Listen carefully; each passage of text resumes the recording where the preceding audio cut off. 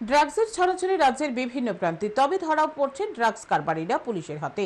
কিন্তু কমছে না নেশার রমরমা। ফের নেশা বিরোধী অভিযানে সাফল্য পেল ধর্মনগর থানার পুলিশ। রাজ্য গোয়েন্দা দপ্তরের তৎপরতায় শুক্রবার সকালে ধর্মনগর দক্ষিণ নয়াপাড়া ত্রিপুরেশ্বরী শিশু তীর্থ বিদ্যালয় সংলগ্ন এলাকা থেকে এক নেশা কারবারিকে বাইক সহ গ্রেপ্তার করা হয়।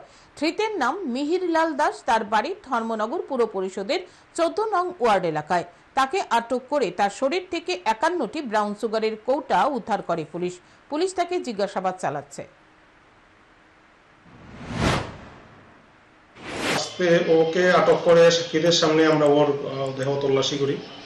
তল্লাশি করে মোট এখানে 51 কোটো সাসপেক্টেড হিরোইন আমরা উদ্ধার করি। সঙ্গে ওর একটা মোবাইল ফোন ছিল, সেটাও আমরা বাজেয়াপ্ত করি। একটা মোটর বাইক ছিল, বাইকটা হিরো গ্ল্যামার, একটা মোটর বাইক TR05D9239। এই বাইকটা আমরা থানায় নিয়ে এসেছি।